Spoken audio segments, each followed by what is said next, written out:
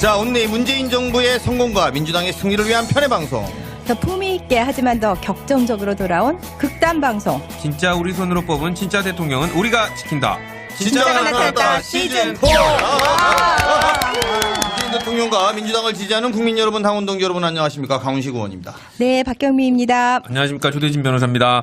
강원님 지난주에 결석하셔가지고 어디 네. 다른데 출장하셨다고 그랬죠? 네. 저 국토교통위원인데요. 네. 국토교통위에서 우리가 해외로 수출하는 수력댐이 있어가지고 그래서 댐으로 수출하는 국토교통위원장하고 국토교통위원들하고 출장을 사전에 잡아놨습니다. 그리고 지난번이 비회기였기 때문에 그래서 조지아 요즘에 많이 나오죠. 과거에 그루지아. 그루지아라는 데인데 거기에 가서 근데 이게 댐 짓는 데라는 데가 완전 산골 오지잖아요. 네, 그렇죠. 그 산골 오지니까 휴대폰도 안 되고 다 안 돼요. 와. 그 완전히 그 만년설이 있는 그 산골 오지. 우리로 따지면 강원도 화천 그 더 안쪽으로 들어갈 댐이 있잖아요. 어제 산맥 위에서 받으셨다고 전화를. 네? 산맥 위에서. 네, 그러니까 그게 전화가 안 터졌는데 그동안 일이 많았더라고요. 그래서 하여튼 거기 가서 수자원공사 분들도 격려하고 근데 조지아가 약간 걱정이 많아요. 네. 우리나라에서도 큰 돈을 투자하는 데고 국정감사하면 늘 질문이 있는 데인데 그래서 그런 것들을 좀 잘 보고 출장 다녀왔습니다. 네. 고생하셨습니다. 녹음날 없어서 죄송합니다. 네.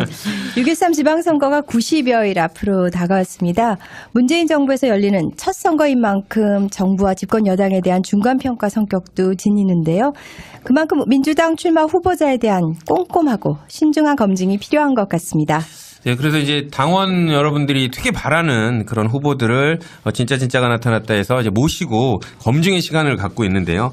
이게 이제 뭐 랜덤 순이긴 한데요. 뭐 어차피 저희들이 당원 여러분들이 관심이 있는 순서대로 이렇게 저희들이 계속 또 모시고 있으니까 이런 부분들 또 양지해 주셨으면 하겠습니다. 진짜가 나타났다 시즌4에서 광역단체장 후보를 검증하는 이유는 다음과 같습니다. 첫 번째, 네. 우리 민주당 지지층으로부터 얼마나 화끈하게 지지를 받을 것인가. 그렇죠. 그런 의미에서 이번 지지자 또한 되게 여러분들의 검증과 저희의 칼날들을 피해 나갈 수 없을 거다. 저는 이렇게 생각하고요.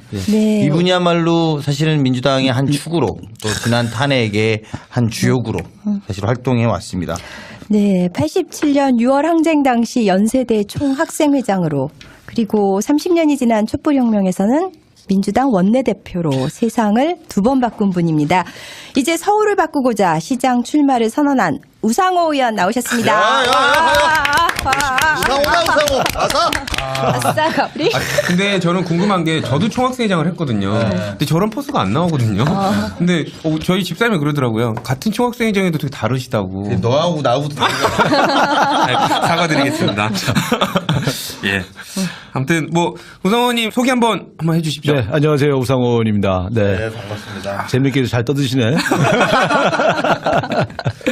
어디 총학생회장이었어요? 아, 저는 전국 로스쿨 총학생회장이었습니다. 일대 총학생. 로스쿨? 예. 로스쿨의 초대 총학생. 네. 그래? 네. 거기 아무도 그렇게 안 전국, 학교는 아니야. 전국 조직 있었어요? 전국 조직을 제가 만들었습니다. 그러니까 우리로 따지면 의장 같은 개념인데. 아니, 근데 뭐 그렇게 존중을 하진 않더라고요. 그러면 그저 40페이지 반대 네트워커하고 이제 wen수된 조직일까요? 네. 네. 지금은 뭐 다 같이 법조인으로서 다 친하게 지내고 있는데 그래? 그때는 이제 전국 일대 로스쿨 총학생회장이었습니다.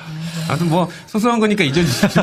우리 우상호 의원님 오래간만에 뵈니까 네. 스타일이 확 달라지셨어요. 아, 지금 이제 서울시장 나온다고 청담동 미용실에도 처음 가갖고 제가 원래 국회 이발소 만년 단골인데 예, 여기 이렇게 좀 머리 좀 만지고 양복도 이게 좀 그러니까 이태원에서 이거 야. 새로 맞춤 양복. 했는데 요즘은 바지를 짧게 해주대. 예, 짧게. 아 그래갖고 좀 매 계속 불편해 바지가 짧아서. 발목이 드러나죠. 예. 아, 저희 장모님이 다 잘라놓으셨더라고요. 그 스타일을 확 바꿨어요. 좀 젊게 가자 이렇게. 아니 근데 뭐 워낙에도 젊으신데 실제 나이가 젊다고 생각하는 게 이 청취자분들의 착각일까 실제 젊으신 건가요? 아니 이번에 나온 후보 중에는 제가 제일 젊죠. 이제 우리 나이로 57세고 만으로 55세니까. 57세세요? 실세 네. 보이는 잘 몰라요. 그래서 제가 일부러 왜냐하면 아직도 우상호 대표 386 이러면 이제 많은 청취자분들이 아주 젊은 거 아니야? 오빠 뭐 이런. 약간 이런 느낌이 있어서 사실은 굉장히 관록의 이제 중진인데. 그렇죠. 지금 이제 오세훈 시장이 저보다 1년 선배인데 네. 그분이 9년 전인가 10년 전에 시장을 처음 했잖아요. 그렇죠. 그분은 40대 때 시작했죠. 야. 이제 우상호 의원님을 여의도 이정재라고 야.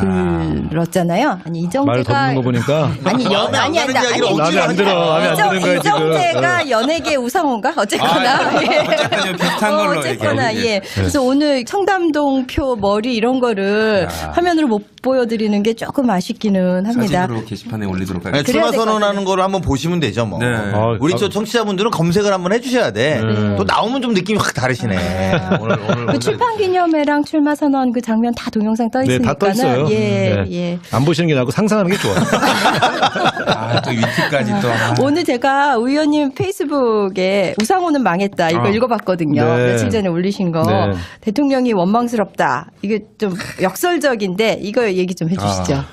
아니 실제로 제가 망했어요. 왜냐하면 네. 제가 이제 남북 문제만 있으면 단골로 제가 외통위도 오래 했고 또 남북 문제 소위 학생 운동할 전문가였는데. 때부터 예, 되게 전문가들하고 토론회도 많이 하고 되게 지금 제가 제일 많이 몸담고 있는 뭐 포럼이나 이런 게 다 남북 관계 관련돼서 공부도 많이 했고 그래서 꽤 자타가 공인하는 그래도 국회 안에서는 좀 전문가층에 든다 이렇게 자처했는데 제가 그 올해 초에 김여정 절대 안 온다. 그랬더니 이제 그 라디오에서 인터뷰에서 그랬어요. 그랬더니 다른 분들은 온다는데 그래서 그분들이 뭘 몰라서 그래요. 근데 확 내려오는 거야.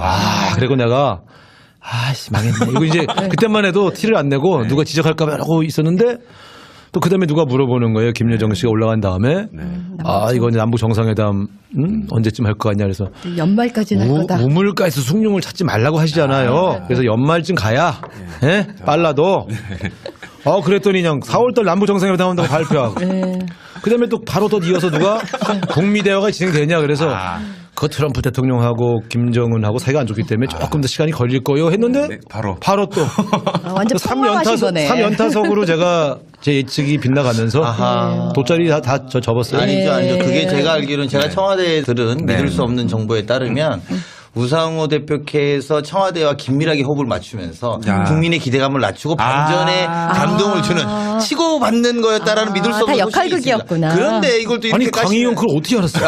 이렇게 하시면 또 저희가 당황스럽지. 이것도 야 근데 어쨌든 이제 저는 제 예측이 틀렸어도 너무 요즘 행복하고 그렇죠. 12월 달에 전쟁 위기 제가 국방이 아닙니까? 네. 뭐 전략자산 전개 이런 게 어떤 의미인지 너무 잘 아는데 정말 위험했어요. 근데 그렇죠. 이게 지금 대학면으로 열려서 남북 정상회담, 북미 정상회담까지 간다 그러면 정말 최근에 한 20년 사이에 이루지 못한 일들이 정말 2018년 1월, 2월, 3월, 4월, 5월 사이에 그냥 확 진행되는 거라 저는 제가 망해서도 행복하다 이렇게 썼는데 그 많은 분들이 당신 망했지만 나라는 잘 되고 있으니 더 망해라 막 이런 식으로 댓글을 쓰셔서 또 감사했습니다. 근데 이런 얘기가 있지 않았습니까? 사실 작년 정부 초기에 통일부 장관 입각설이 있으셨어요. 네, 계속 오르내리죠. 예, 그래서 사실상 장관이 되셨으면 지금 뭐 남북관계 최정점의 실무자로 지금 있으실 것 같은데. 그때 제가 그 원내대표 끝날 때죠. 끝날 때 정권 교체하고 임종석 비서실장이 임명되자마자 바로 인사를 왔어요. 그래서 잘 아시피 임종석 실장은 제 고등학교 후배고 전대협 후배고 그래서 저하고 나눈 술잔만 지난 20년간 한 10,000잔 이상 되니까 그래서 수영장을 하나 넣었다 마셨다고 하는 소문이 드는데 수영장 하나는 드셨다고. 술을 먹으려면 수영장으로 먹어야죠. 강원식은 쑥 들어오네. 그래서 그때 이제 제가 얘기를 했어요. 기자들 다 나간 다음에 내 이름이 자꾸 거론되는데 나를 거론하지 마라. 지금 전대협 출신이 임종석은 한 명만 비서실장 해도 종북 정권이니 뭐니 보수층에서 저렇게 욕을 하는데 지금 북한이 이제 어떻게 나올지 모르는 상황에서 나까지 통일부 장관이 되면 이거는 대통령이 좀 누가 될 수가 있으니 나는 진짜 하고 싶은데 내 이름 좀 거론 안 했으면 좋겠다. 그랬더니 임종석 실장이 그러더라고요. 야, 형, 다른 사람들은 전화해서 자기 시켜달라고 후보에 넣어달라고 그렇게 얘기를 하는데 형은 참 신기해요. 그러더니 그래서 그래도 나는 하고 싶지만 대통령에게 누가 되면 안 된다. 딱 그랬죠. 그랬더니 나가면서 그래서 형 자세는 좋아. 근데 형 검토도 안 했어. 그러고 나가. 이수를 꽂고 가셨네. 아니 이게 빈말이라도 형도 검토 대상인데 뭐 형이 이렇게 말하니 대통령에게 보고 드릴게요. 이렇게 말하면 좀 좋아요. 근데 솔직하셨어. 사실은 내 거론된 걸로 알고 있는데 또 그렇게 유머롭게 거론됐죠. 그것도 그렇죠. 또 이거는 믿을 수 있는 정보통에 따르면 실제 진지하게 거론했죠. 거론했고 그래서 또 언론들도 많은 기사가 우상호 통일부 장관설이 실제로 있었던 건데 이제 아마도 그때 우상호 대표의 그 간곡한 만류가 또 이렇게 나름대로 주요하게 작용하지 않았나요? 근데 그리고- 그때 예. 점잖 뺀 거 지금 후회하실 것 같아요. 아니에요. 통일부 장관이 워낙 부각되니까. 아니, 그래도- 후회하시죠? 배 아프시죠? 아니, 배는 좀 아프죠. 배는 아픈데 그러나 저는 제 판단이 옳다고 생각해요. 지금 네. 네, 왜냐하면 맞습니다. 그때 북한이 이제 그 핵 실험도 했고 그렇죠. 또 미사일 발사를 계속했잖아요. 네. 그럼 아마 제가 장관했으면 네. 야당이 틀림없이 저를 공격하면서 아. 입장 얘기해라 막 이렇게 아. 했을 거예요. 그래서 저는 뭐 배는 아파도 네. 네, 네. 마음은 편안합니다. 이번에도 그러잖아요. 이건 좀 잠깐 이야기지만 임종석 실장이 남북 정상회담 추진위원장을 맡으니까 종북에 대한 과거의 입장을 밝히고 시작하라 아, 이렇게 맞아. 공격하거든요. 그렇게 돼요. 근데 이제 그런 공격을 저는 이제 우상호 의원이 문재인 대통령이 그 공격에서 피하게 만드는 거다. 그렇죠. 그래서 이 국정 운영을 하는데 그런 부담을 덜고 네. 오히려 본인이 다른 데서 리딩해 나가는 역할 그게 서울시장이다 이거 아닌가요? 강 의원 예. 정말 내 대변인 해야 되겠다. 아, 기가 막혀. 어떻게 저렇게 착착 내 의도를 알고 가끔 그리고 지금 청와대 돌아간 거 다 하는 것 같아. 대변인 아무나 하는 게 아니야. 예. 우상호 일이야 최고의 명대변인. 그 정말 말씀이 나왔으니까 얘기인데 네. 네. 대변인 8번 하셨잖아요. 네, 캠프 대변인과 다 합해서 예. 문재인 후보 공보단장까지 포함해서. 예. 근데 정말? 서울시 관련해서도 되게 많이 하셨다고 제가 잡지에서 보신 것 같아요. 제가 이제 그동안 6번의 서울시장 선거를 도와드렸는데요. 예, 이게 제 선거는 처음 나왔고 네. 네. 뭐 항상 뭐 대변인, 부대변인, 네. 뭐 전략 홍보 팀장 네. 뭐 이런 거 다 했죠. 그러니까 제가 그 잡지에서 최근에 봤는데 서울시 거의 전문가라도 해도 뭐 이렇게 모자라지 않을 이게 정도로 선거를 많은 한 6번씩 뛰면요. 네. 4년마다 업그레이드잖아요. 네. 정책 공약 같은 거 발표를 다 대변인이 하고 하니까. 그래서 내용은 다 훑고 있죠. 네. 네, 알겠습니다. 이제 조금 더 이제 우리 우상호 의원님 더 리얼하게 좀 파헤쳐 보기 위해서 좀 더 리얼한 토크로 넘어가 보도록 하겠습니다. 의원님 강원도 철원이 고향이시죠? 네. 그리고 5월 문학상 윤동주 문학상도 받으셨어요. 네. 시인이 꿈이셨어요? 네, 그거 왜냐면 초등학교 1학년 때부터 고등학교까지 내내 제가 문예반 활동을 했어요. 근데 이제 보통 어릴 때 이제 국어 선생님들이 이렇게 무슨 글짓기 대회, 그때 글짓기 대회라고 하니까 뭐 하면 항상 제가 입상하고 그러니까 저는 제가 굉장히 글을 잘 쓰는 줄 알았어요. 그리고 나는 오로지 나는 글 쓰는 일을 한다. 그래서 사실은 여기서 처음 밝히지만 어머니는 집안이 어려우니까 네, 우리 네. 사형제 중에 대학은 저만 공부를 다 잘했는데 이제 형편이 어려서 못 가고 막내인 저를 마지막 보내셨는데 네, 네. 집안을 일으켜야 되니까 상대를 가라. 근데 제가 어머니한테 얘기 안 하고 국문과 지원서를 써갖고 탁 냈죠. 네. 그게 첫 번째 배신인데. 근데 정말 하고 싶어서 내가 집안을 살리는 일도 중요하지만 내가 정말 하고 싶은 과에 가고 싶다. 그런 것 때문에. 그래서 입학 지원서 쓰고 네. 합격한 다음에 어머니한테 말씀드렸어요. 서운하시지 않던가요? 되게 놀라시더라고. 아. 그래서 너 어떡하려고 그러냐. 그 국문과 가면 다 밥 굶는다는데. 그래서 국문과에도 건대기가 있습니다. 이러면서 이제 그 뭐 이렇게 넘어갔는데 사실은 그래서 그때는 이제 시인이 되고 싶었고 국어 선생 하면서 시를 써야 되겠다. 대부분 우리 선배들이 다 출판사나 국어 선생 하면서 시를 썼거든요. 그래서 그걸 롤모델로 삼아서 이제 준비를 했었죠. 여고의 국어교사, 여고.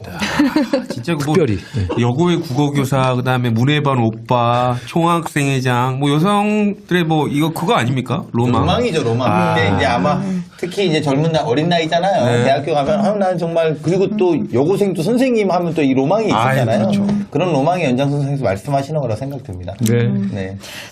지금 어머님 말씀하셨는데요. 그 이한열 열사 어머님도 또 어머님으로 모시고 있잖아요.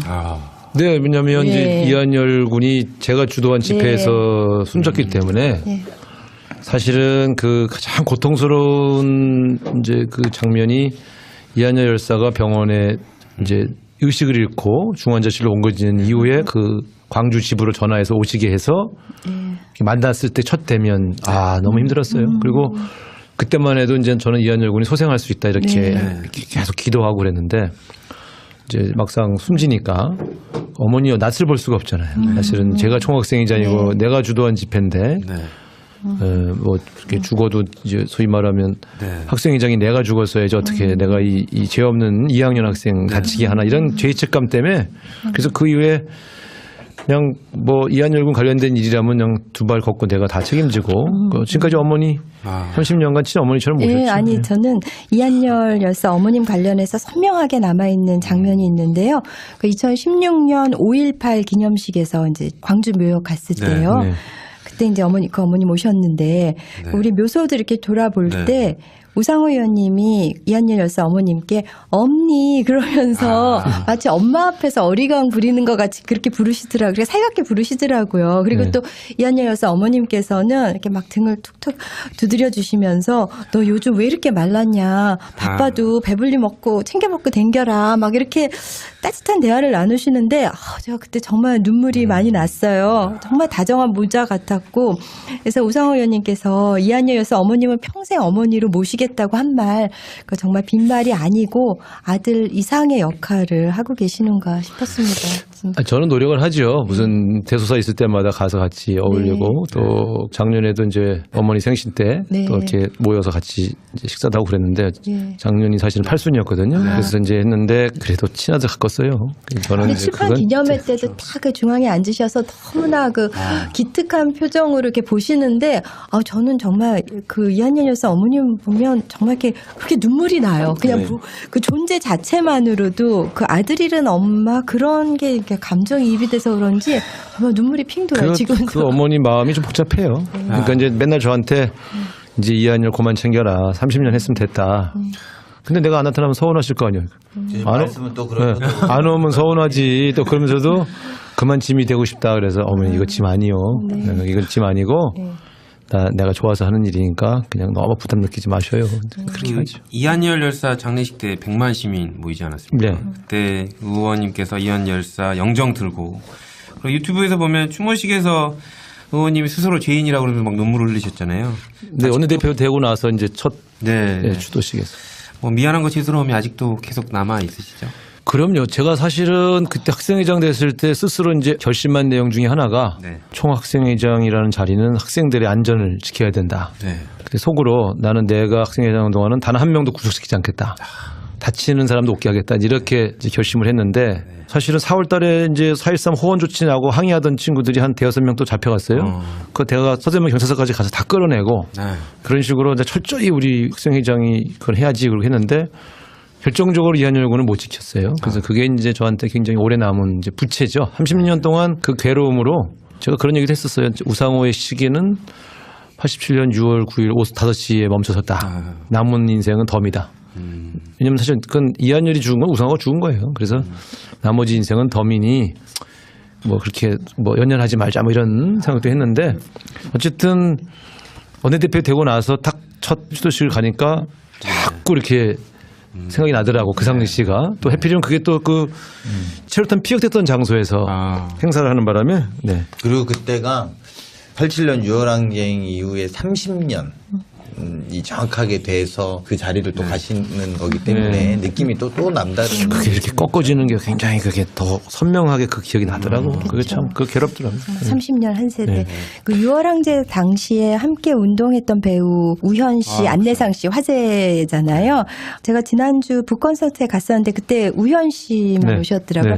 아마 안내상 씨는 제가 촬영 때문에 원래 올라오고 그랬는데 즐겨보는 드라마 미스티라고 있는데 거기 아마 그거 촬영 아니셨을까 싶은데 그날이 자기 씬만 찍는 거면 좀 빼겠는데 다른 배우가 다 모여서 한꺼번에 찍는 자리여서 자기만 빠질 수가 없어서 죄송하다고 하더라고요. 그래서 제가 그랬어요. 뭐 촬영 때문인데 어떻게 하겠냐. 그냥 너하고 나하고 인간관계만 깨진 거지.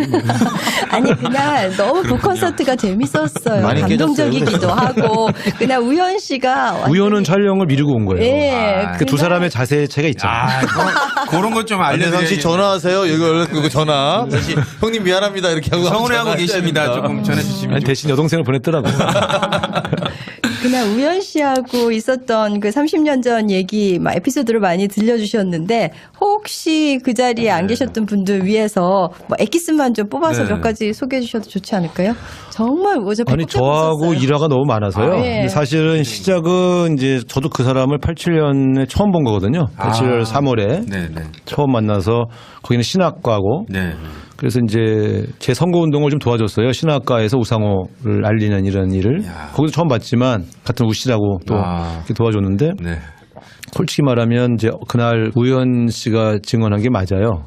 사회부장을 3월 달부터 임명한 게 아니고 4월달 가서 임명을 했어. 네. 왜냐면 웬만하면 다른 사람을 시켜보려고. 네. 근데 그 자리가 감옥 가는 자리예요. 네. 집회를 주도하는. 사회부장이 그러니까 옛날로 말하면 사회부장 투쟁부장. 같은 거야. 맞아. 투쟁국장이야. 그걸 투쟁국장이라고 하대. 근데 이제 우리 때는 투쟁국장. 우리 때는 사회부장이라고 그랬어요. 그러니까 잘 안 하려고 그래요. 어차피 다 감옥 가는데. 근데 이 친구가 찾다가 그 친구를 이제 발굴을 해서 전두환 정권과 맞서 싸우는 엄혹한 시기니까 자네가 좀 또 진정성도 있고 좀 맡아주시오. 그랬더니 이 친구는 뭐 생각해 보겠습니다. 그런 게 아니라 굉장히 뭐라 하면 전체 대의에 자기를 이렇게 던지는 스타일. 그런 거가 굉장히 강했어요. 그래서 그 자리에서 바로 오케이 하더라고. 그래서 내가 알지 이거는 감옥 가는 자리다. 그랬더니 어차피 감옥은 가는 거 아닌가요? 뭐 이러면서 그러고 나서 이제 그 다음 날 첫 임무가 삭발하는 일이었어요. 그래서 내가 삭발을 좀 해줘야 되겠다. 포원 조치 반대하는. 그래서 제가 직접 바리깡으로 머리를 깎았는데 그래서 이제 이 친구가 두고두고 몇십 년간 사회부장 하라고 시키더니 바로 첫 번째 하는 일이 머리 깎는 일이었냐 뭐 늘 항의를 해서 본인한테 들어야 되는데 그렇죠. 이게 깎은 사람한테 들으니까 슬프다. 그렇죠. 아니 그 친구가 얘기하면은 그 친구가 얘기하면 다 웃는데 그러니까 웃길 것 같아요. 본인이 아니 이방반이 나 그거 시키더니 처음 깎은 게 머리 깎은 거예요. 이러면 웃길 텐데 깎은 분이 말하니까 좀 마음이 짠하네.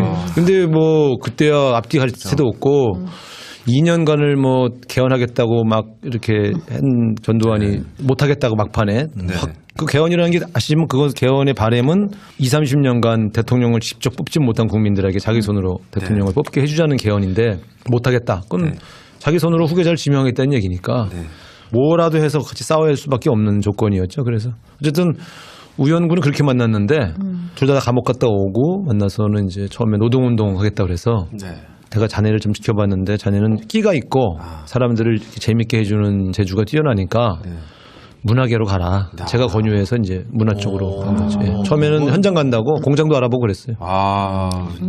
미래까지 설계를 또 해주신. 아니 그것도 그렇고 이 친구가 키가 작아서 공장에서 기계를 제대로 못 다룰 것 같더라고요. 그래서 아무튼 주특기를 이 사람이 갖고 있는 좋은 장점을 살려주자. 그리고 사실 다 노동운동만 할 게 아니잖아요. 사회 각 방면에 다양하게 가서 민주주의에 기여하는 게 좋겠다 싶어서 보냈는데 이렇게 성공할 줄은 몰랐어요. 멋있는 배우죠. 저도 영화 좋아하는. 굉장히 캐릭터가 강하죠. 그 신혼집에 그때 더부살이 했던 얘기도 막 되게 재밌었어요. 네, 같이 살았어요. 서로 어려워서. 진짜요? 네. 꽤 상당히 끈끈하신. 30년을요. 그냥 그 지겨우신 식구처럼 네, 정말 식구처럼 살아서. 네. 우리 선배님 계신데 우상호 의원님 계신데 할 말은 아니지만 운동권 선후배가 이게 관계가 한번 가면 그냥 가끔 만나도 형제 같고 그렇죠. 또 늘 붙어 있지는 않지만 같은 철학과 같은 배경의 삶을 살고 있는 거예요. 말하지 그래서 않아도. 그게 영화판에서 있고 국회판에 있는 차이인 거죠. 어떤 의미로 보면 사실은 본질적으로 다르지 않기 때문에 아마 끈끈함이 좀. 그러니까 항상 선거 때마다 와서 이렇게 도와주는 게 사실 솔직하게 얘기하더라고요. 형 배우로서 특정 당의 정치인과 친하다. 그리고 선거운동 도와주고 이런 게 사실은 배우로서는 부담될 것 이 득되는 것보다는 안 좋은 게 더 많대. 특히 그 당시가 박근혜 이명박 뭐 10년 동안에 그래서 선거 때마다 빠지고 와서 이 사람들이 나타나면 항상 그 기사가 나오잖아요. 근데 이 친구들은 그런 불이익은 전혀 개의치 않고 상호형은 도와야죠. 그리고 더군다나 뭐 내 상대방 후보랑 모르는 사이도 아니거든. 서로 다 아는 사이. 연대 다 나오신 분들이 다. 그쪽 동네에 이제 다 선후배 관계인데 그렇죠. 마주쳐도 야, 안녕하세요. 그러고 그러니까 그분은 또 서운했지. 다 서로 아는 사이인데. 저는 그 이성원 자유한국당인가요? 어쨌든 그 의원님하고의 인연도 그러니까 16대부터 16, 17, 18, 19를 이렇게 서로 번갈아 가면서 하시다가 결국 이제 20대 됐으니까 이제 오전 3승이시잖아요. 네. 한국 시리즈 최종 우승이죠.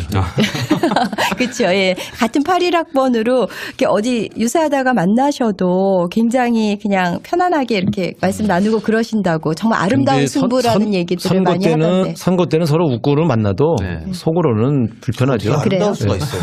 아니 그래도 그러니까 기억으로 모르시는 아니 그러니까 경쟁자지만 튀기는 이야기야. 아니 그렇지만 그래도 두 분은 그렇게 좀 다르긴 해요. 적대적인 관계가 아니라는 다르긴 거예요. 해요. 저는 그래서 그게 굉장히 감동적이더라고요. 그러니까 그게 더 힘들어요.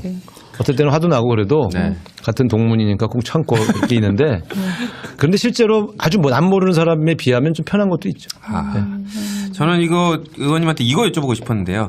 의원님이 6월 민중항쟁에서도 주역이셨고 중학생 때 그리고 박근혜 탄핵될 때도 뭐 이렇게 원내대표까지 하시고 이렇게 중심에 계셨는데 막가는 정권에 이제 물러섬을 딱 이렇게 느끼시지 않습니까? 아, 네. 이러면 막가는 정권들은 이제 물러선다는 걸 내가 이제 느껴봤다라고 했을 때 이 박근혜 정권도 뭔가 탄핵이 될 것 같다라는 조짐을 느낄 때가 언제쯤 되셨나요?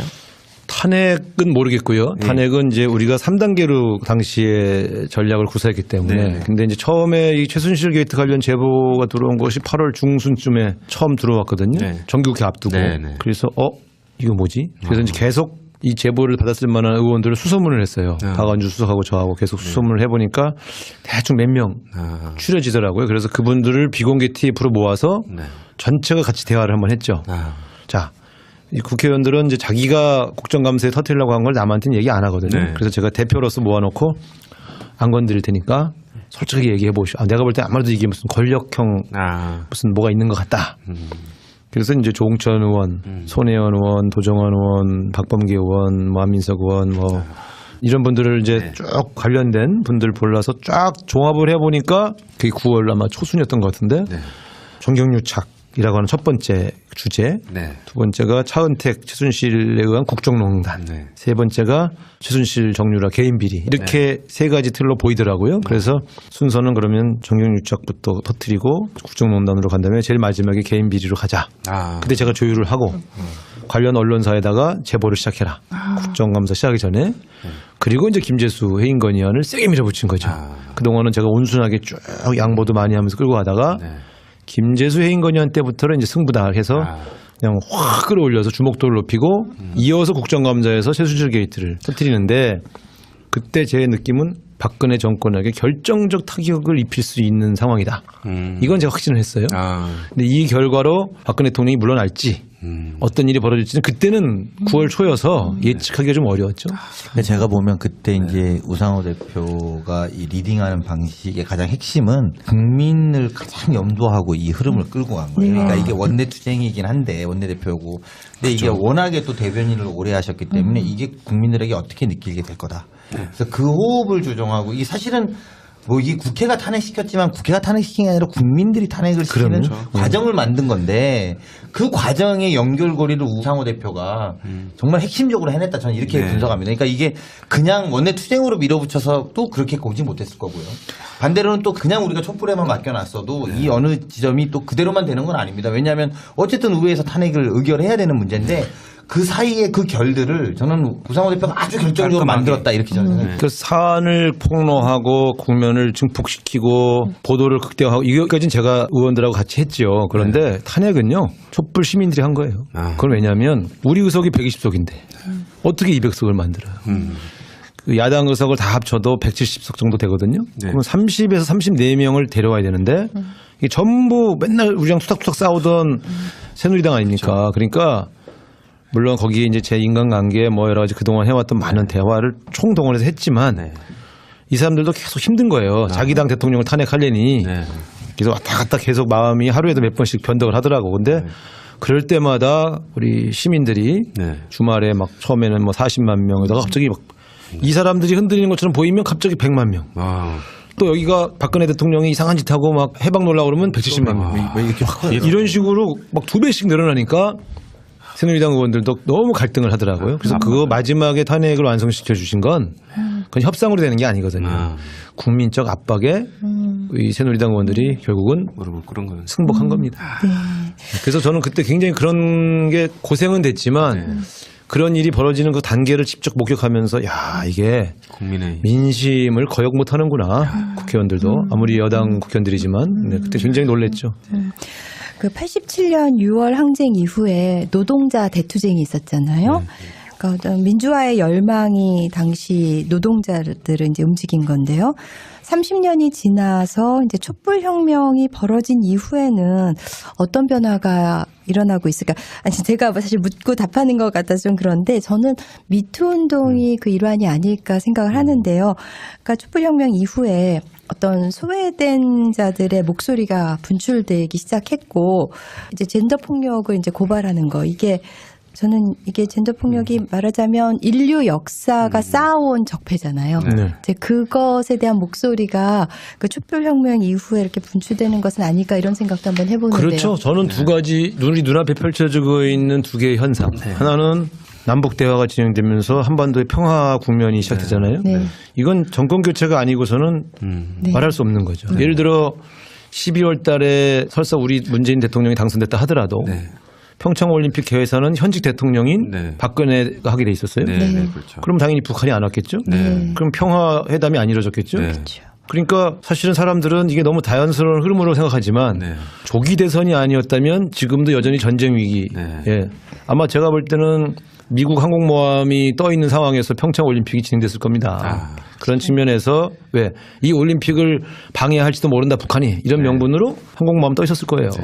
그런 상황과 지금은 많이 다른 거죠. 이것이 바로 저는 촛불혁명 이후에 정권 교체가 된 것의 첫 번째 상징이 이런 것이다.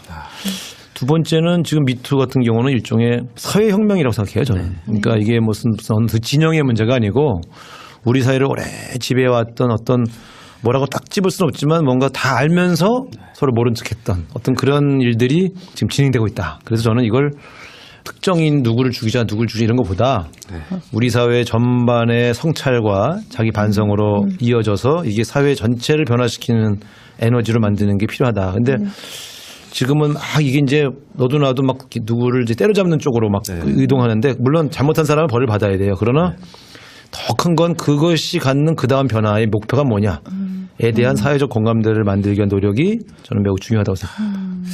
정말 말씀드리기 조금 조심스러운 부분이기는 하지만은요, 왜 이 진보 진영에서만 이렇게 나오느냐, 이런 얘기들을 하잖아요. 근데 저는 그 이유 중에 하나가 우리 쪽은 그만큼 열려있는 의사소통 구조가 있기 때문에 그래도 그게 분출되어 나오는 것이고 저쪽은 아직도 그게 이제 막혀있다.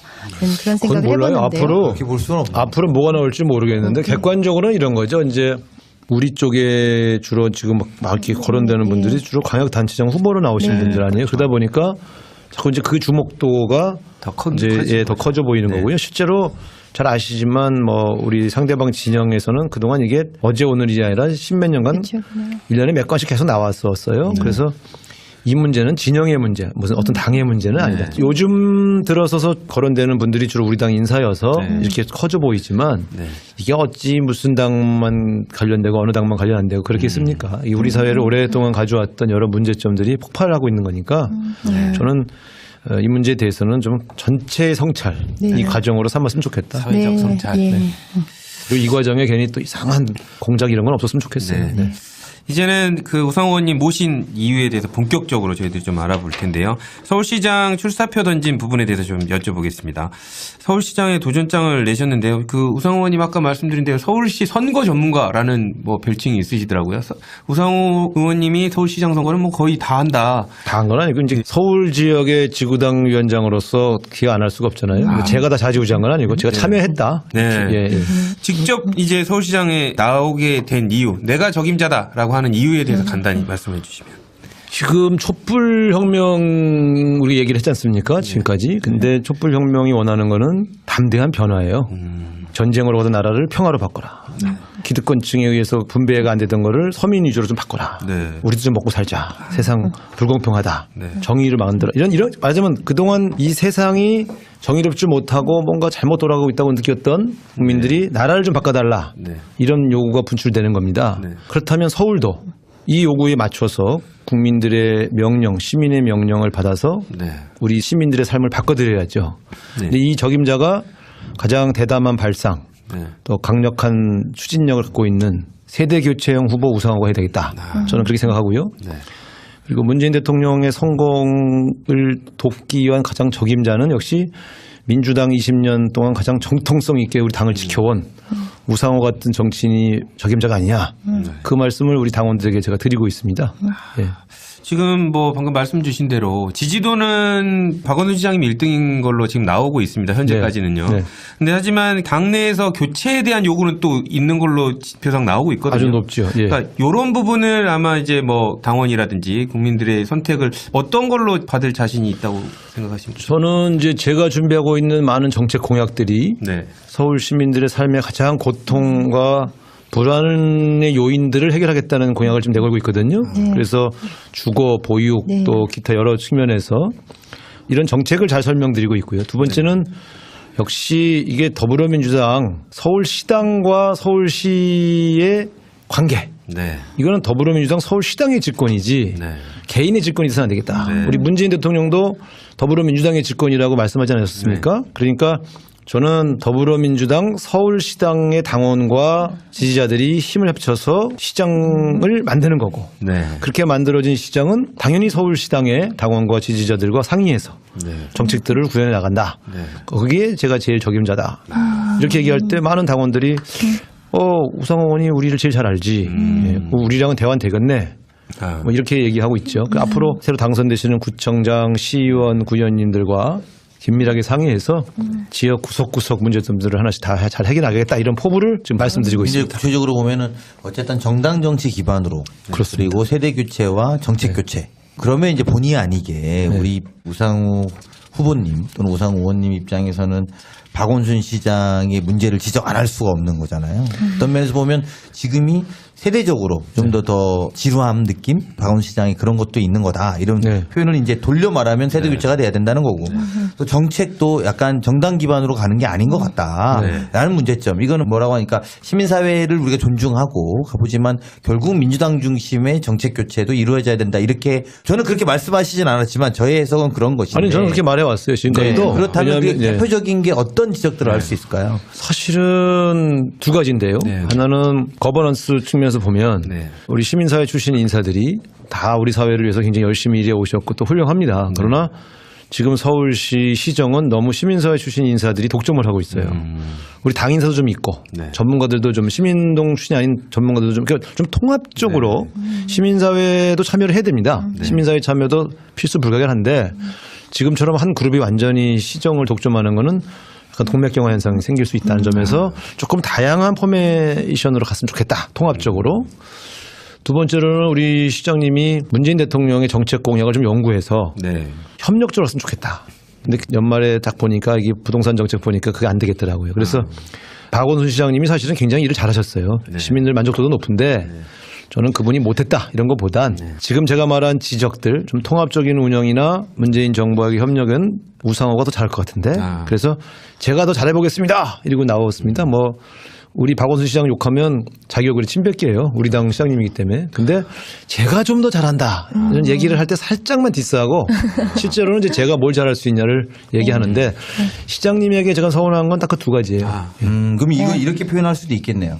박원순 시장 잘하고 계시지만 이명박 정부와 박근혜 정부에 맞는 서울시장 솔루션이었다면 이제 문재인 정부에 맞는 서울시장 솔루션은 우상호한테 있다. 그렇죠. 근데 굉장히 똑똑하네. 샤프하십니다. 그러니까 그런 거는 그럽니다. 지금 정부가 바뀌었고 여권으로 바뀌었고 또 정당 기반으로 우리 당이 집권했으니까 이전까지 잘 해오셨긴 했지만 그게 소위 야당으로서의 잘할 때 포지션과 이제 집권당으로서 문재인 정부 하에서 솔루션을 바꿔야 되는데 그런 노력들이 보이지 않는 부분을 지적하시는 거예요. 그렇죠. 지금 이제 얘기를 좀 말하자면 쇼트의 계주를 보면 이제 바톤 터치할 때다. 네. 그렇게 그런 얘기죠. 뭐. 그러면 의원님이 하시면 지금 현 정부와 문재인 대통령 정부, 문재인 정부와 완전 베스트가 나올 수 있다는 자신감을 갖고 거의 완벽하죠. 네. 입으로 저렇게 말하기 쉽지. 이게 좀 심한 건가? 아니, 우리 참모들이 당원들은 그런 걸 좀 원합니다. 이렇게 좀 가서 분명하게 자뻑하라고 얘기하라고 그래. 그렇죠. 예, 자뻑이라니요, 박 의원님. 당원들은 그런 거 좋아합니다. 네, 그래서 이제 제가 보면 이런 겁니다. 네. 지금 보세요. 청와대 이 서울시장을 혼자 일할 수 없거든요. 네. 청와대에 있는 비서실장, 정무수석, 민정수석, 홍보수석 다 저희 세대예요. 네. 제가 정말 친한 분들이고요. 자, 장관 중에서도 저랑 당을 같이 하고 모임을 같이 했던 김영주 장관, 김현미 장관, 김영주 장관, 우리 홍정학 장관. 사실 이분들하고는 실시간으로 통화해서 착착착 의논을 할 수 있지 않습니까? 그러니까 결국 서울시가 청와대, 정부, 그다음에 또 얼마 전까지 제가 원내대표를 했으니까 국회에서 법을 바꿔야 되겠다. 그러면 국회의원들 쫙 만나서 원내들까지. 국회 대책도 세울 수 있죠. 그게 이 정도의 호흡을 맞추는 서울시장이 나오기가 근래에 드뭅니다. 네. 그러니까 예. 네, 아니 내가 입으로 이렇게 말씀하시니까 그러니까 제가 자뻑 아니에요. 제가 그런가요? 정정하겠습니다. 자뻑 아니었습니다. 어마어마하구만. 네, 그 최근에요. 뭐가 당하는 느낌이야. 다음 웹 매거진, 그러니까 네. 우상호의 슬기로운 감방 생활 이거 이제 시작하셨잖아요. 네. 근데 거기 보니까 또 그리고 어제 기자회견 하시면서 아침이 설레는 설레는 서울 이런 캐치프레이즈가 있는데요. 그러니까 저는 이제 그거 딱 듣자마자 예전에 이제 그 저녁이 있는 삶 뭐 이 얘기 있었잖아요. 네. 저녁이 있는 삶은 좀 고즈넉한 느낌이 드는데 이 아침이 설레는 서울 굉장히 좀 역동적인 느낌이 들기도 네. 하고 뭐 정말 말씀하신 대로 담대한 변화가 뭔가 여기에 서려 있는 것 같기도 한데 왜 어떻게 아침이 설렐 수 있을까요? 저녁을 바꾸는 일은 국가가 해야 되고요. 네. 아침을 바꾸는 건 서울시장이 해야 됩니다. 어떤 왜냐하면 아침이라는 게 이런 거 아니에요. 우리 국민들의 삶을 보면 아침에 일어나서 정신없이 애 깨워갖고 씻겨갖고 어린이집 맡기죠. 또 출근길에 그냥 지하철이나 또 버스 타면 붐비는데 그냥 막 그 차 막히고 붐비는 그 길을 쭉 걷고 그렇게 직장에 도착하면 파김치가 돼요. 그러니까 아침이 즐거울 수가 없어. 지금 서울 시민의 삶은. 그래서 저는 아침을 바꿔드려야 되겠다. 보육, 그다음에 교통, 그다음에 환경. 그래서 뭔가 아침에 눈을 떴을 때 오늘은 뭔가 새로운 일이 있을 것 같아라는 희망으로 설레는 삶이 행복한 삶이고요. 지금 눈 떠서 오늘 또 힘든 고난이 시작되는구나. 이러면 막막하잖아요. 그래서 먹고 사는 문제야 본인이 자기 직장에서 해결할 문제라 하더라도 환경 문제만큼은 조금 즐거운 마음으로 했으면 좋겠다. 그래서 제가 이제 이 서울 시민의 아침을 바꿔드리겠다 한 것은 이제 주거, 보육, 교통, 환경 이런 문제에 제가 좀 최선을 다해보겠다 하는 것을 이렇게 상징어로 썼지요. 저는 그거 여쭤보고 싶은데요. 일단은 의원님께서 시민들 실생활과 관련된 정책을 이제 만들겠다고 얘기를 하셨잖아요. 네. 그러면서 첫 공약으로 공공 임대주택 확대 얘기하셨거든요. 네. 이거 되게 관심이 지금 서민들이 많은데 이거 설명 간단히 좀 해주시죠. 지금 서울시의 주거 문제, 집값 안정이 잘 안 되는 이유 중에 하나는 공공주택의 비율이 너무 적어요, 서울이. 외국 사례를 쭉 보시면 집값이 잘 안정돼서 급등하지 않는 나라의 도시들은 공공주택 보급률이 보통 20% 넘습니다.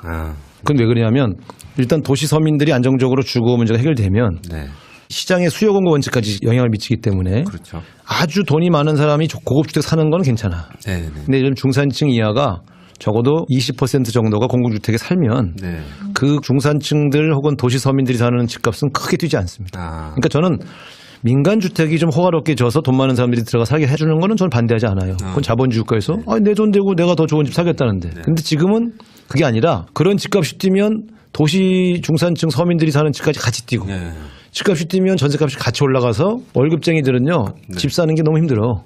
그래서 공공주택 보급을 대량 늘려야 되겠는데 그러려면 일반 땅을 사서 늘리려면 돈이 많이 드니까 공급이 한계가 생기더라고요. 그래서 철도하고 한강변에 유유지를 대거 찾아서 대규모 임대주택 공급을 함으로써 집값을 한번 잡아보겠다 하는 그런 제 포부를 밝히고 있습니다. 제가 공부를 좀 많이 하고 왔는데요. 그 지상철도 일부 구간을 그 인공 지반을 조성을 해서 그 위에다 공공 임대 아파트 만드시겠다고 네, 했잖아요. 그렇습니다. 그러면 철도 위에서 사는 거예요? 그렇습니다. 이런 예가 파는 게 돈이 드니까 지상 위에다가 올리는 게 비용이 더 싸게 먹혀요. 그래서 이게 이제 이런 예가 프랑스 파리에 13구에 있는데 여기는 80m 폭에 2.5km 정도를 완전히 인공 지반을 만들어 도시를 올렸어요. 여기 5만이 입주했어요. 예. 그리고 거기서 일자리가 한 15,000에서 2만 개가 생겼어요. 거기 커피숍 뭐 이런 게 다 있어요. 그러니까 어떻게 보면 우리도 잘 찾아보면 이런 넓은 철도가 있는데 이 일을 씌우겠다는 대담한 발상을 못 하는 거죠. 그러니까 제가 볼 땐 어디서 찾을 거냐. 예. 이런 것들을 시장이 되면 그냥 아주 열정적으로 찾아서 그래서 이런 게 있어요. 임대주택도 자꾸 외곽으로 쫓아보내면 안 돼. 그러면 도시 서민들이 아침에 출근 시간이 길어져. 교통비가 올라. 왜 가난한 사람이 더 외곽으로 쫓겨가서 더 시간과 돈을 많이 쓰게 만드냐. 그래서 이 철도는 대개 도심지를 지나가잖아요. 그래서 여기 사시는 분들은 차가 필요 없어요. 전철로 출퇴근 하면 돼요. 그러니까 이런 여러 가지. 그리고 또 철도에 올린다는 건 철도만 씌운다는 게 아니라 그 옆에를 같이 개발할 거예요. 그러면 철도로 단절된 마을을 연결하잖아요. 주는 거죠. 그래서 이게 한 가지 정책이지만 복합적인 그 효과를 발휘할 수 있도록 제가 준비를 좀 했습니다. 그 미세먼지 정책 관련해서도 한번 여쭤보고 싶은데요. 요즘 애들이 나가서 놀 수가 없습니다. 미세먼지 때문에. 그래서 미세먼지 해결하면 부모들은 엄청 지금 지지를 하실 것 같은데 지금 미세먼지 정책 뭐 특별한 대안이라든지 정책 방안 갖고 계신 게 있나요? 이 사실 미세먼지는 이제 오염원이 되게 50% 이상이 중국발이라서 완벽하게 해결은 국내적 정책만으로는 쉽지가 않습니다. 그런데 국내 요인별 분석을 해보면은 제1 오염원이 수용차가 아니에요. 제일 오염원은 겨울철 난방가스예요. 이게 제일 크고요. 그 다음이 건설 현장에서 나오는 건설 기계들. 네. 그 다음에 화물차. 네. 이 저희 디젤 차들이죠. 이제 이런 쪽이 제일 심하고요. 승용차가 차지하는 건 한 4번째 오염원쯤 됩니다. 따라서 각 오염원별로 맞춤으로 정책들을 밝혀서 보일러는 뭐 당연히 컨디션 보일러로 바꿔주는 일 지금도 하고 있어요. 그걸 좀 더 적극적으로 교체를 좀 해주고 또 그 건설 현장 같은 경우도 이 분진 나오는 거에 대한 지금 규제 기준이 지금 없어요. 권고만 하고 있어요. 그냥 봄 맞으면 물만 뿌리잖아요. 그렇죠, 그렇죠. 근데 거기 나오는 장비들 여기서 나오는 비산먼지가 훨씬 더 많아요. 그래서 이걸 규제 기준을 좀 적용을 해서 서울에서 공사장 하시려면 배기가스 뿜지 마세요. 이런 기준을 정해줘야 될 것 같고요. 이런 식으로 좀 해나갈 생각이고 또 아침에 보면 이 미세먼지를 해결하기 위해서 제가 좀 분무차, 살수차를 좀 대거 아침부터 계속 물을 뿌려서 이 미세먼지를 가라앉히도록 하는 일도 좀 할 생각이고요. 근본적으로는 중국하고 외교적 협상을 해야 돼요. 네. 그래서 줄여야 돼요. 예. 참고로 국토교통위원이고 미세먼지 특위위원인데 아, 그러세요? 네, 주로 내용이 오늘 그런 내용. 먼저 말씀하시지 왜? 잘 듣고 있었어. 아, 네네. 아주 근데 굉장히 깊이 있게 고민한 내용이다 이런 정도만 말씀드리고 저는 뭐 청취자분들이 이제 아까 듣는 핵심적으로는 왜 우상호 찍어야 되냐? 그렇죠. 이게 딱 한마디로 하면 뭘까요, 우리가? 본격 스피드 젊은 들어가기 전에 우리 청취자분들이 큰 건 하나 지금 들은 것 같아요. 뭐냐면, 이게 당이, 서울시가 누구 개인이나 시민단체의 것이 아니라 민주당의 것으로 돌아와야 된다. 이렇게 물론 말은 안 하셨지만 저는 해석을 그렇게 합니다. 당원들은 아마 그렇게 받아들일 거다. 그래서 당원에게 서울시를 돌려드리겠다. 이런 이야기를 하나 하신 거고. 그런 것도 충분히 의미가 있는데 그런 거 말고 뭐 담대한 변화. 딱 하나로 우상호가 되면 이게 변화죠. 뭘까요? 정치가 바뀌죠. 예, 저는 지금 제가 아까 세대교체형 후보라는 말을 쓱 지나가면서 했는데요. 정치의 주역이 바뀔 때가 됐어요. 네. 그래서 감히 말씀드리지만 제가 처음에 원내대표 할 때 대부분의 사람들이 너무 젊지 않아? 너무 순둥이 아니야? 근데 제가 딱 탄핵하는 거 보셨잖아요. 네. 이제요 바톤을 넘겨주셔도 돼요.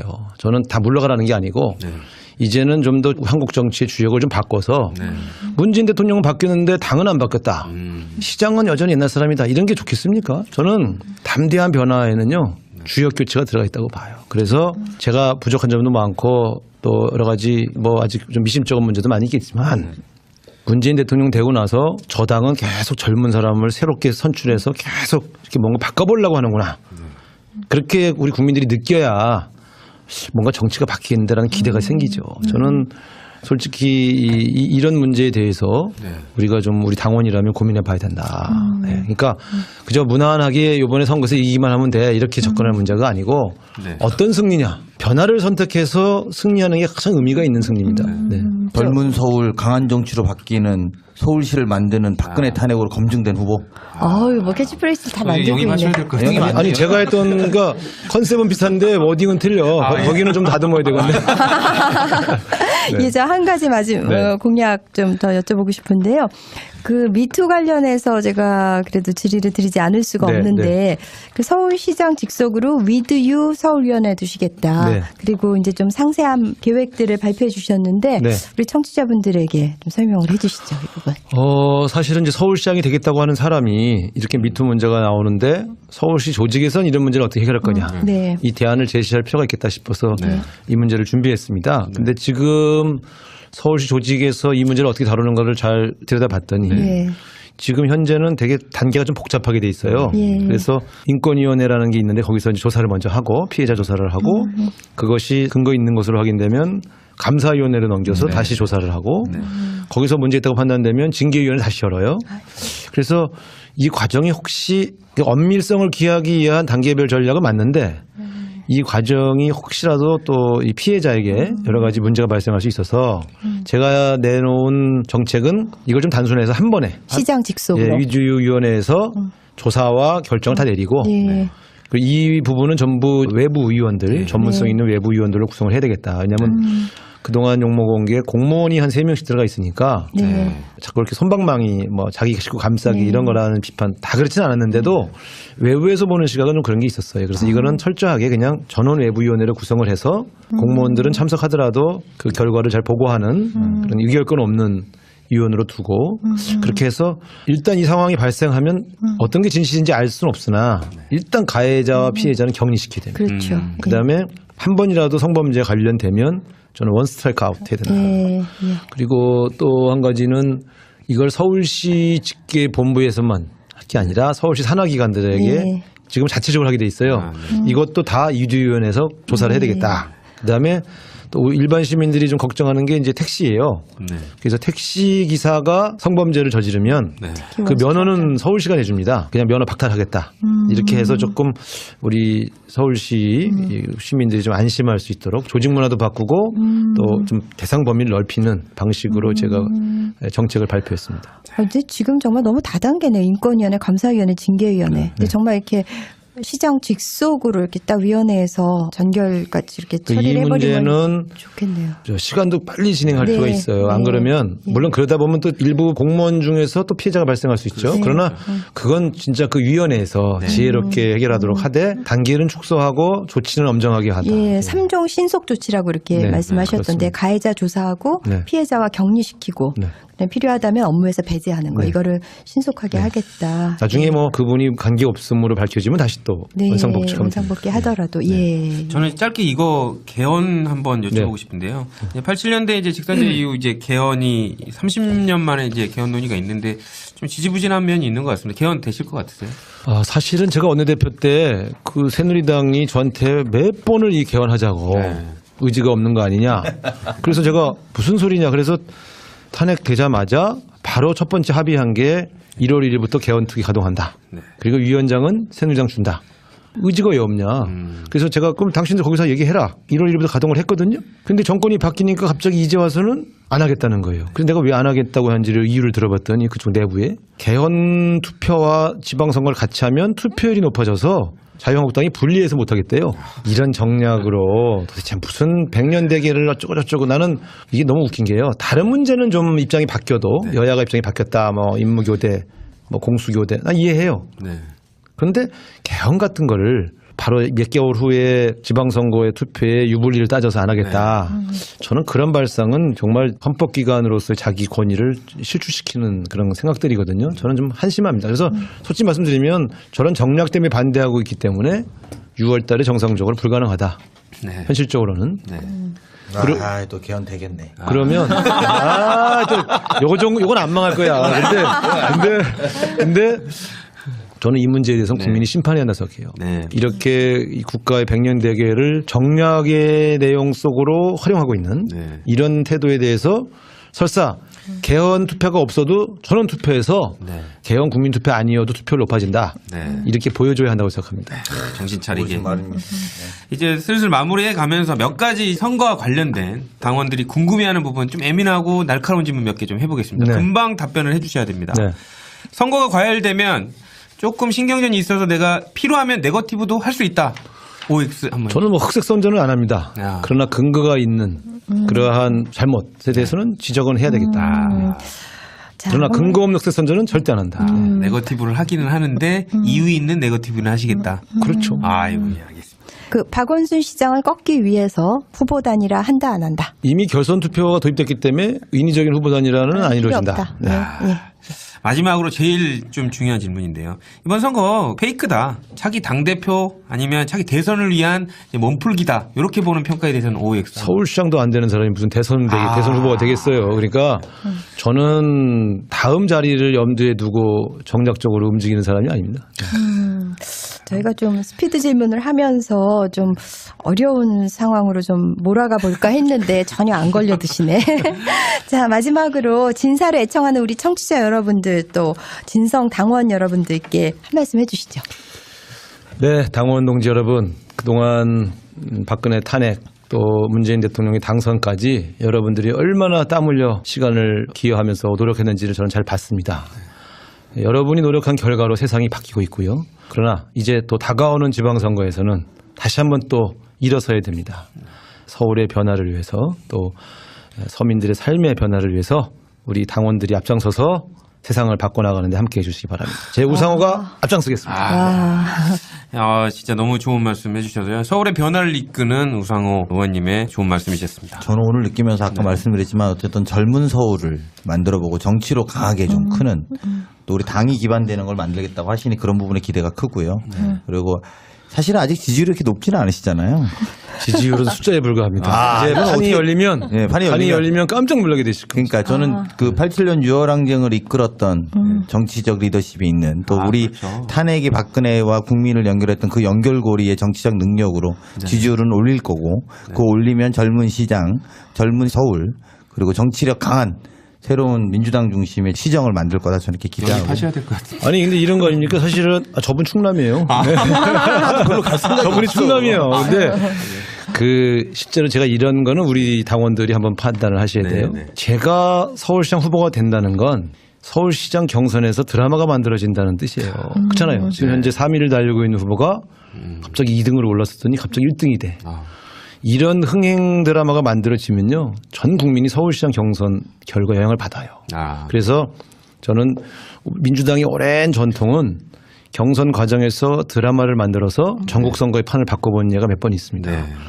그 중심에 우상호가 있다는 점을 꼭 기억해달라 이런 얘기도 제가 꼭 빼뜨리지 않고 드릴 말씀입니다. 당원 여러분.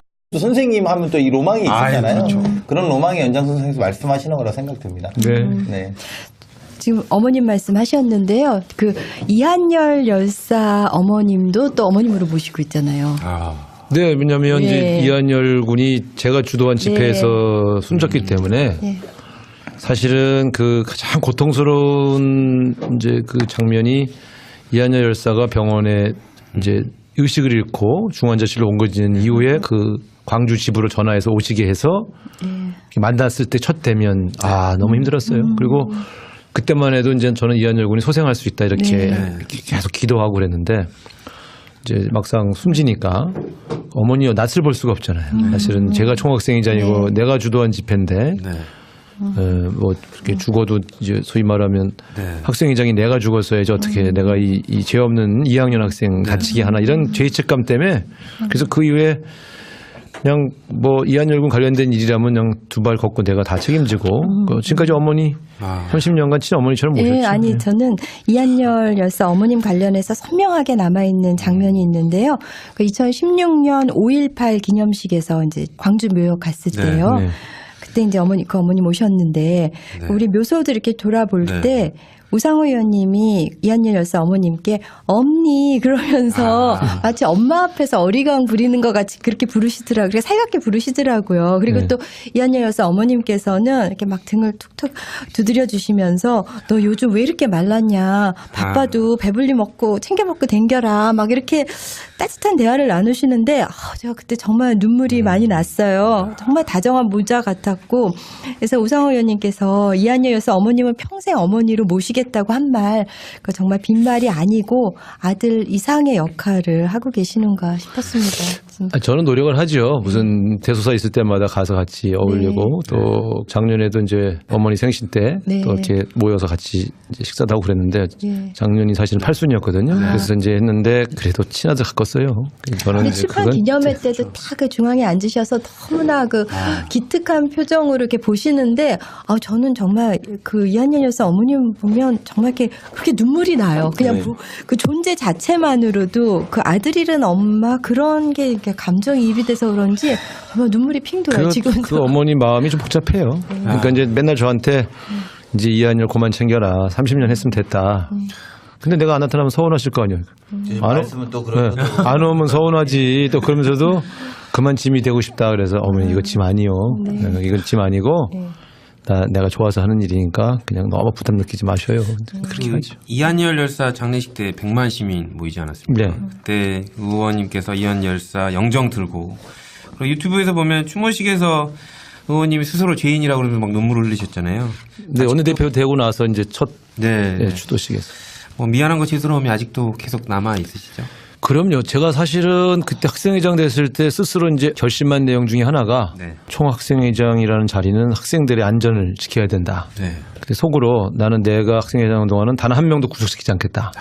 다치는 사람도 없게 하겠다. 이렇게 이제 결심을 했는데 사실은 4월 달에 이제 4.13 호원 조치 나고 항의하던 친구들이 한 대여섯 명 또 잡혀갔어요. 그 대가 서대문 경찰서까지 가서 다 끌어내고 그런 식으로 이제 철저히 우리 학생회장이 그걸 해야지 그렇게 했는데 결정적으로 이한열 군은 못 지켰어요. 그래서 그게 이제 저한테 굉장히 오래 남은 이제 부채죠. 30년 동안 그 괴로움으로 제가 그런 얘기도 했었어요. 우상호의 시기는 87년 6월 9일 오후 5시에 멈춰섰다. 남은 인생은 덤이다. 왜냐면 사실 그건 이한열이 죽은 건 우상호가 죽은 거예요. 그래서 나머지 인생은 덤이니 뭐 그렇게 뭐 연연하지 말자 뭐 이런 생각도 했는데 어쨌든 원내대표 되고 나서 딱 첫 추도식을 가니까 자꾸 이렇게 생각이 나더라고. 그 당시가 또 해필이면 그게 또 그 체류탄 피격됐던 장소에서 행사를 하는 바람에 네. 그리고 그때가 87년 6월 항쟁 이후에 30년 이 정확하게 돼서 그 자리를 또 가시는 거기 때문에 느낌이 또 남다른. 그게 이렇게 꺾어지는 게 굉장히 그게 더 선명하게 그 기억이 나더라고. 그게 참 그 괴롭더라고. 30년 한 세대. 네. 그 6월 항쟁 당시에 함께 운동했던 배우 우현 씨, 안내상 씨 화제잖아요. 제가 지난주 북콘서트에 갔었는데 그때 우현 씨만 네. 오셨더라고요. 네. 아마 안내상 씨는 제가 요즘 촬영 때문에 예, 원래 제가- 올라오고 그랬는데 네, 즐겨보는 네. 드라마 미스티라고 있는데 예. 거기 그것 때문에. 아마 그거 촬영 맞아요. 아니셨을까 싶은데 그날이 자기 씬만 찍는 거면 좀 빼겠는데 네. 다른 배우가 다 모여서 한꺼번에 찍는 자리여서 자기만 빠질 수가 없어서 네. 죄송하다고 하더라고요. 그래서 제가 그랬어요. 뭐 촬영 때문인데 네. 어떻게 하겠냐. 네. 그냥 너하고 나하고 인간관계만 깨진 거지. 뭐. 아니 그날 너무 북콘서트가 재밌었어요. 많이 감동적이기도 하고 그날 우현 씨가 완전히- 우연은 촬영을 미루고 온 거예요. 예, 그 두 사람의 자세 차이가 있잖아요. 그런 것 좀 안내상 알려드려야지. 씨 전화하세요. 이거 연락 그거 전화. 다시 형님 미안합니다 이렇게 하고 서운해하고 전화하셔야 계십니다. 됩니다. 조금 전해주시면. 아니, 대신 여동생을 보냈더라고. 그날 우현 씨하고 있었던 그 30년 전 얘기 막 에피소드를 많이 들려주셨는데 혹시 그 자리에 안 계셨던 분들 위해서 뭐 엑기스만 좀 뽑아서 네. 몇 가지 소개해 주셔도 좋지 않을까요? 정말 어제 아니 저하고 일화가 너무 많아서요. 아, 네. 근데 사실은 시작은 이제 저도 그 사람을 87년에 처음 본 거거든요. 87년 3월에 네, 네. 처음 만나서 거기는 신학과고 네. 그래서 이제 제 선거 운동을 좀 도와줬어요. 신학과에서 우상호를 알리는 이런 일을 야. 거기서 처음 봤지만 같은 우씨라고 또 아. 이렇게 도와줬는데 네. 솔직히 말하면 이제 그날 우현 씨가 증언한 게 맞아요. 사회부장을 3월 달부터 임명한 게 아니고 4월 달 가서 임명을 했어. 네. 왜냐면 웬만하면 다른 사람을 시켜보려고. 네. 근데 그 자리가 감옥 가는 자리예요. 네. 집회를 주도하는. 사회부장이 그러니까 옛날로 말하면 사회부장 투쟁부장. 같은 거야. 맞아. 투쟁국장이야. 그걸 투쟁국장이라고 하대. 근데 이제 우리 우리 때는 때는 투쟁국장. 우리 때는 사회부장이라고 그랬어요. 그러니까 잘 안 하려고 그래요. 어차피 다 감옥 가는데. 근데 그 이 친구가 찾다가 그 친구를 이제 발굴을 해서 전두환 정권과 맞서 싸우는 엄혹한 시기니까 자네가 좀 또 진정성도 있고 좀 맡아주시오. 그랬더니 이 친구는 뭐 생각해 보겠습니다. 그런 게 아니라 굉장히 뭐라면 전체 대의에 자기를 이렇게 던지는 스타일. 그런 거가 굉장히 강했어요. 그래서 그 자리에서 바로 오케이 하더라고. 그래서 내가 알지 이거는 감옥 가는 자리다. 그랬더니 어차피 감옥은 가는 거 아닌가요? 뭐 이러면서 그러고 나서 이제 그 다음 날 첫 임무가 삭발하는 일이었어요. 그래서 내가 삭발을 좀 해줘야 되겠다. 호언 조치 반대하는. 그래서 제가 직접 바리깡으로 머리를 깎았는데 그래서 이제 이 친구가 두고두고 몇십 년간 사회부장 하라고 시키더니 바로 첫 번째 하는 일이 머리 깎는 일이었냐 뭐 늘 항의를 해서 본인한테 들어야 돼. 그렇죠. 이게 깎은 사람한테 들으니까 슬프다. 아니 그 친구가 얘기하면은 그 친구가 얘기하면 다 웃는데 그러니까 웃길 것 같아요. 본인이 아니 임방반이 나 그거 시키더니 처음 깎은 게 머리 깎은 거예요. 이러면 웃길 텐데 깎은 분이 말하니까 좀 마음이 짠하네. 근데 뭐 그때야 앞뒤 갈 새도 없고 2년간을 뭐 개헌하겠다고 막 이렇게 한 전두환이 못하겠다고 막판에 확 그 개헌이라는 게 아시지만 그건 개헌의 바람은 20, 30년간 대통령을 직접 뽑지 못한 국민들에게 자기 손으로 대통령을 뽑게 해주자는 개헌인데 못하겠다. 그건 자기 손으로 후계자를 지명하겠다는 얘기니까 뭐라도 해서 같이 싸워야 할 수밖에 없는 조건이었죠. 그래서 어쨌든 우연군은 그렇게 만났는데 둘 다 감옥 갔다 오고 만나서는 이제 처음에 노동운동 하겠다 그래서 내가 자네를 좀 지켜봤는데 자네는 끼가 있고 사람들을 이렇게 재밌게 해주는 재주가 뛰어나니까 문화계로 가라. 제가 권유해서 이제 문화 쪽으로 간 거죠. 예. 처음에는 현장 간다고 공장도 알아보고 그랬어요. 미르까지 설계를 또 해주신. 아니 그것도 그렇고 이 친구가 키가 작아서 공장에서 기계를 제대로 못 다룰 것 같더라고요. 그래서 아무튼 주특기를 이 사람이 갖고 있는 좋은 장점을 살려주자. 그리고 사실 다 노동운동만 할 게 아니잖아요. 사회 각 방면에 다양하게 가서 민주주의에 기여하는 게 좋겠다 싶어서 보냈는데 이렇게 성공할 줄은 몰랐어요. 멋있는 배우죠. 네. 저도 영화 좋아하는. 굉장히 캐릭터가 강하죠. 그 신혼집에 그때 더부살이 했던 얘기도 막 되게 재밌었어요. 네, 같이 살았어요. 서로 아, 어려워서. 진짜요? 네. 꽤 끈끈 상당. 다른 사람들은 전화해서 자기 시켜달라고 후보에 넣어달라고 그렇게 얘기를 하는데 응? 형은 참 신기해요. 그러더니 그래서 아이 야 그래도 나는 하고 싶지만 대통령에게 누가 되면 안 된다. 딱 그랬죠. 그랬더니 나가면서 그래서 형 자세는 좋아. 근데 형 검토도 안 했어. 그러고 나가. 이수를 꺾고 가셨. 아니 이게 빈말이라도 형도 검토 대상인데 예? 뭐 형이 이렇게 말하니 대통령에게 보고 드릴게요. 이렇게 말하면 좀 좋아요. 근데 솔직하셨어. 사실은 내 거론된 걸로 알고 있는데 또 그렇게 유머롭게 예. 네, 거론됐죠. 그것도 그렇죠. 또 예. 이거는 믿을 수 있는 정보통에 네. 따르면 실제 진지하게 거론했죠. 네. 거론했고 그래서 또 언론들도 많은 기사가 우상호 통일부 장관설이 실제로 있었던 건데 이제 아마도 그때 우상호 대표의 그 간곡한 만류가 또 이렇게 나름대로 주요하게 작용하지 않았나. 근데 그리고- 그때 예. 점잖 뺀 거 지금은 후회하실 것 같아요. 아니에요. 통일부 장관이 워낙 부각되니까. 아니, 그래도- 후회하시죠? 배 아프시죠? 아니 배는 좀 아프죠. 배는 아픈데 그러나 저는 제 판단이 옳다고 생각해요. 지금도 네. 네, 왜냐하면 맞습니다. 그때 북한이 이제 그 핵 실험도 했고 그렇죠. 또 미사일 발사를 계속했잖아요. 네. 그럼 아마 제가 장관했으면 네.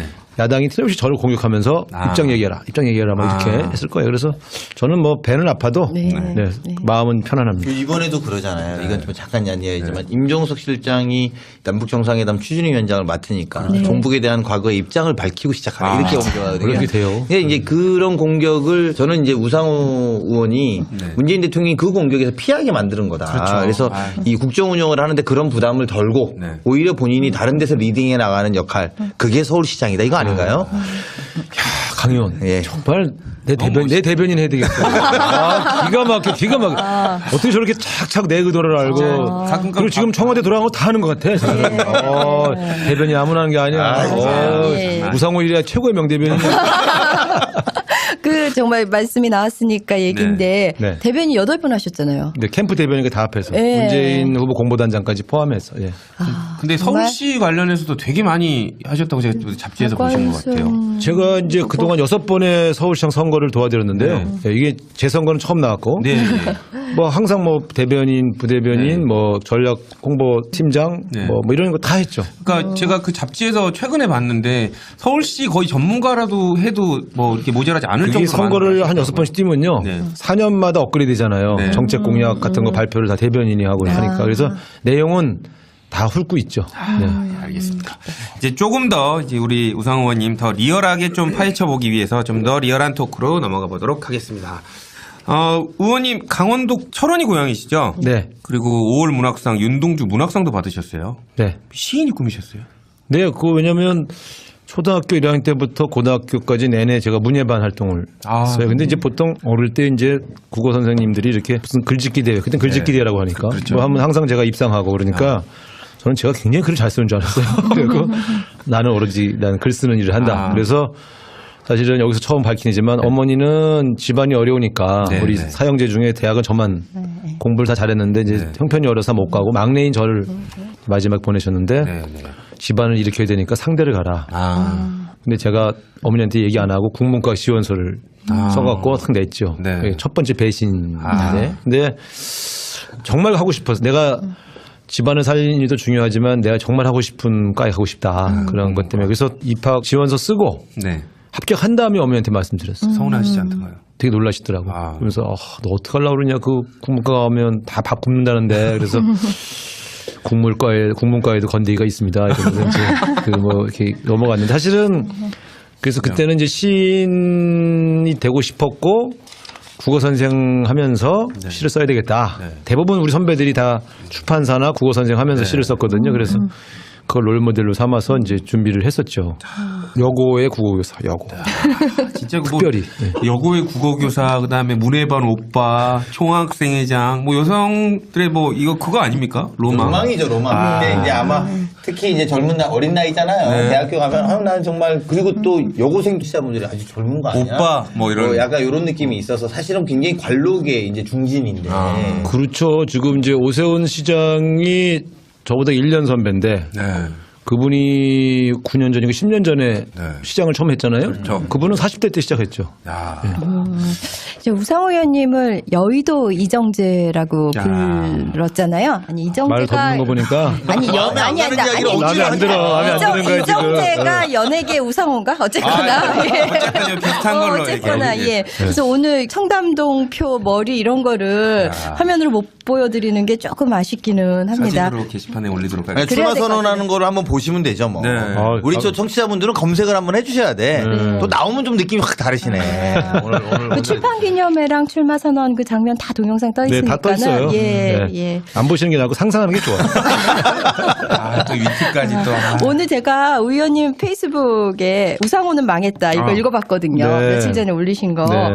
대통령이 원망스럽다. 이게 좀 역설적인데 이거 얘기 좀 해주시죠.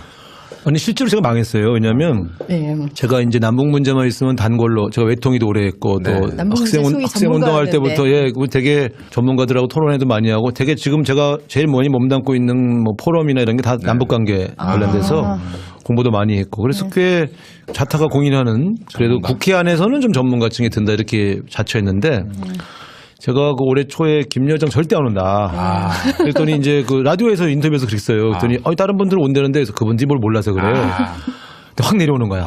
그리고 내가 아씨 망했네. 이거 이제 그때만 해도 티를 안 내고 누가 지적할까 봐 하고 있었는데 또 그다음에 누가 물어보는 거예요. 김여정 씨가 올라간 다음에 이거 이제 남북 정상회담 언제쯤 할 거 같냐 그래서 연말까지는 할 거다. 우물가에서 숭늉을 찾지 말라고 하시잖아요. 그래서 연말쯤 가야 예? 빨라도 그랬더니 그냥 4월달 남북 정상회담 한다고 발표하고 그다음에 또 바로 또 이어서 누가 북미 대화가 진행되냐 그래서 그 트럼프 대통령하고 김정은하고 사이가 안 좋기 때문에 조금 더 시간이 걸릴 거요 했는데 네, 바로 또 완전 폭망하신 거네. 3연타석으로 제가 제 예측이 빗나가면서 돗자리 다 접었어요. 아니죠. 그게 제가 알기로는 제가 청와대에 들은 네. 믿을 수 없는 정보에 따르면 우상호 대표께서 청와대와 긴밀하게 호흡을 맞추면서 야. 국민의 기대감을 낮추고 반전에 감동을 주는 치고받는 거였다라는 믿을 수 다 없는 역할극이었구나. 소식이 있습니다. 그런데 이걸 또 이렇게 아니 강희영 그걸 어떻게 알았어요?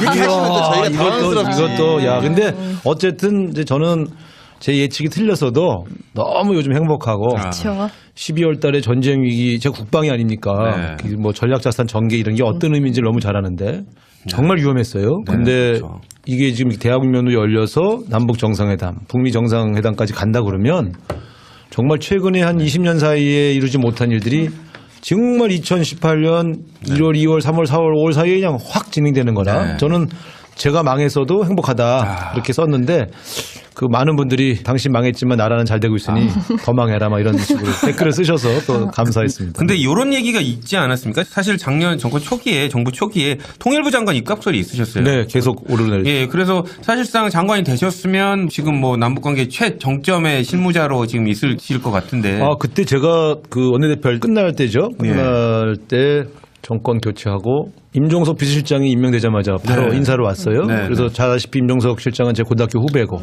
전대협 후배고 그래서 저하고 나눈 술잔만 지난 20년간 한 10,000잔 이상 되니까. 네, 그래서 수영장을 하나 넣었다 마셨다고 하는 소문이 들었는데 수영장 하나는 드셨다고. 술을 먹으려면 수영장으로 먹어야죠. 강원식은 쑥 들어오네. 어쨌든 그때 이제 제가 얘기를 했어요. 기자들 다 나간 다음에 내 이름이 자꾸 거론되는데 나를 거론하지 마라.